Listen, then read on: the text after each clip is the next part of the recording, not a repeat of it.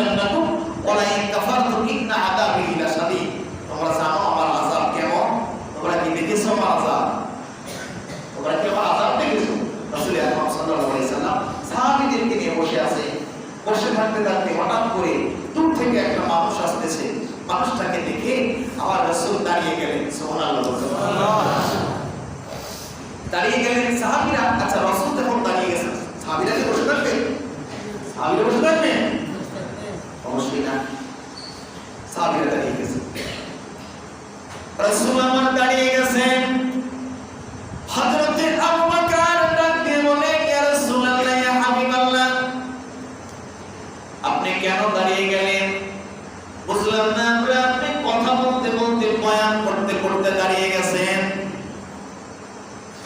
রাসূলের চোখ দিয়ে দপ দপ দপ দপ করে পানি পড়ে। রাসূল আমার কাঁদে। সাহাবীরা আমার রাসূলের দিকে তাকায় পায়, হায় রে, বুঝলাম না। নিশ্চয়ই মনে হয় আমার রাসূলের কোনো আঘাতের কারণে অনেক রহরহ যুদ্ধ হয়েছে। এই যুদ্ধের কারণে কোনো না কোনো ব্যথা পাওয়ার কারণে মাজার টান হচ্ছিল না, জন্য দাঁড়িয়েছে। ব্যথার কারণে দাঁড়িয়েছে। সাহাবীরা এই মন্তব্য করে মনে মনে সবাই ভাবে, একজন আর আরেকজন কানে কানে বলে, রাসূল আমার দাঁড়িয়ে গেছে, কিন্তু কেন দাঁড়িয়েছে সাহাবীরা এখনো বুঝতে পারে নাই।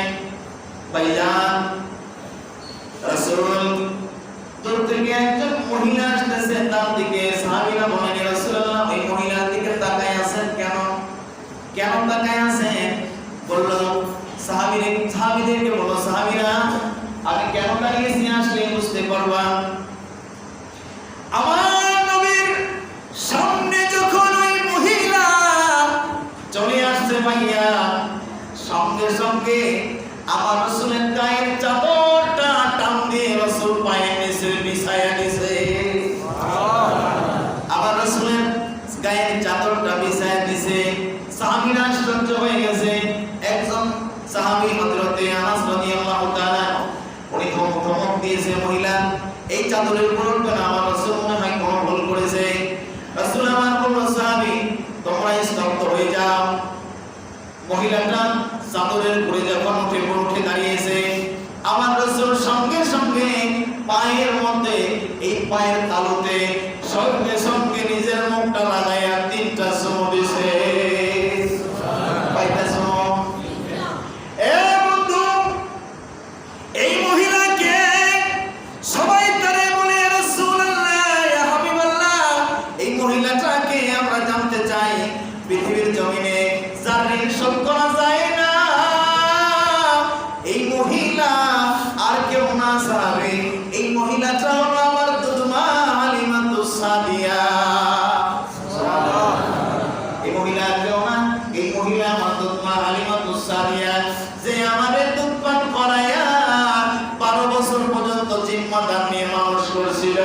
এই মহিলাটা কোনো সাধারণ মহিলা না, আমার দুধমা হালিমা। সেই মহিলার জন্য আমি তোর পাহাড়ের কিনারা যাই আমি কাঁদতাম। আমার ওই দুধমা হালিমা আমার এই টান দিয়ে আমার বুকে জড়াইয়া বলতো, বাবা কাঁদো কেন? আমি এই জন্য কাঁদছিলাম, সবার বাবা কোলে নেয় কাঁদে না, কিন্তু আমার বাবা কোলেও নেয় না, কাঁধেও নেয় না। দীর্ঘদিন 12 বছর হয়ে গেল। ও মা, সবার বাবা আসে, আমার বাবা আসবে না। এই মহিলাটা আমার কোলে নিয়ে বলে, তোমার বাবা সফরে গেছে, আজ আমি বড় হয়েছি বুঝি, আমার কেমনে সান্ত্বনা দিয়ে আমারে বুঝিয়েছে। এ সাহাবী, তোরা জেনে রাখ, যে বাবা মার পায়ের মধ্যে যারা বাবা মার পায়ে চুমু খাবে, সে যেন জান্নাতের খাম্বায় চুমু খায়। এ সাহাবী, যারা বাবা মার খেদমতে নিজের জীবন উৎসর্গ করবে, আমি রাসূল বলে গেলাম, যারা বাবা মার জন্য নিজের জীবন উৎসর্গ দিবে, নিজের অর্থ বিলীন করে দিবে, নিজের জীবন সঁপিয়ে দিবে, আমি রাসূল ঘোষণা দিলাম, ফি জান্নাতিন নাঈম। সুবহানাল্লাহ, জোরে কর সুবহানাল্লাহ।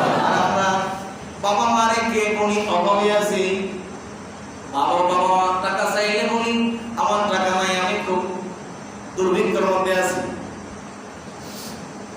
আমরা এখন বর্তমান আপডেট ডিজিটাল মার্কা মানুষ, পিতা মাতার সেবা তো করতে পারি না, করতে তুইও চাইলে আবার গাল কানে কানে প্রশ্নোত্তর দি, তোর বাবা বড় ছেলেকে দিছে, তোরে কি দিছে? ঠিক কি না? ছোট ছেলেরে দিছে, বড় ছেলেরে দেয় নাই। আরেকজন কানের মধ্যে প্রশ্নোত্তর দেয়, তুই তেমন একটা বাবা মাকে কেন দেখবি? খোদার কসম করে বলি, যারা বাবা মার সেবা করতে করতে মারা যাবে, আল্লাহ পাক তার জন্য জান্নাত ওয়াজিব করে দিবে। আসেন, দেখি না শুকরিয়া করা যাবে না। তাহলে শুকরিয়া আদায় করা বেশি বেশি দরকার। আমার লাভ না লস? এমপি সাহেবের স্লোগান দিচ্ছি, আমার ভাই তোমার ভাই, অমুক ভাই তমুক ভাই, লাভ কার হবে? এমপি সাহেব। আমার লাভ হলে আমার প্রিয় সময়ের জন্য রিলিফের কন্ট্রোল চালু, এই স্যার কিছু না, 2-4 বস্তা আসতে পারে। কিন্তু আল্লাহ পাক বলেন, ওই এমপি সাহেবের স্লোগান দিবি বান্দা, এই সামান্য কিছু অর্থের বিনিময় আমি আল্লাহ বললাম, আমার স্লোগান দিবি, কিয়ামত পর্যন্ত তোর জন্য নিয়ামত বরাদ্দ থাকবে। সুবহানাল্লাহ। জান্নাতের সুসংবাদ, আখিরাতে দুনিয়াতে সুসংবাদ পাবে, আর আখিরাতের মধ্যে আমি আযাবের ব্যবস্থা করে দেব। আল্লাহ পাক বলেন, যারা আমার জিকির আর আমার ফিকির এবং আমার দায়ী হিসেবে আমার রাসূলের আদর্শ জীবনে বাস্তবায়ন করবে, আমি আল্লাহ ঘোষণা দিলাম যে অবশ্যই ফ্রি জান্নাত দিবেন, তারা অবশ্যই জান্নাত। সুবহানাল্লাহ। নামাজ পড়ে সারা জীবন নামাজ পড়ছে, আনাকাবার কেলাম করছেন 70 বার, খোদার কসম করে বলি জান্নাত লাভ হবে না। পিতামাতার খেদমতে নিজের জীবনটা যদি উৎসর্গ করতে না পারে, কি মতো বকিলতা যদি পিতামাতার কাছে দেখান, আপনি জান্নাতি হতে পারেন না। অবশ্যই জান্নাতি মানুষের আখলাক চরিত্র হলো পিতামাতাকে সেবা এবং পিতামাতাকে খেদমত করা। অবশ্যই পিতামাতাকে যারা খেদমত করে যাবে, আল্লাহ পাক বলেন, অবশ্যই আমি জান্নাতের জিম্মাদার দিয়েছি। সুবহানাল্লাহ। সুবহানাল্লাহ। এজন্য পিতামাতাকে যারা খেদমত করবে, এখনো যাদের পিতামাতা জীবিত আছে, আমার বাস আপনি পজিটিভ ভাবে যে আমার কথাটা পজিটিভ ভাবে যে পিতামাতাকে যারা সেবা করবে, আল্লাহ পাক তাকে জান্নাতের সুসংবাদ দিয়েছে। আর আপনি পিতামাতাকে কষ্ট দিয়ে খানা খাবার গেলাম 70 বার ধরে, তাও আপনার নাম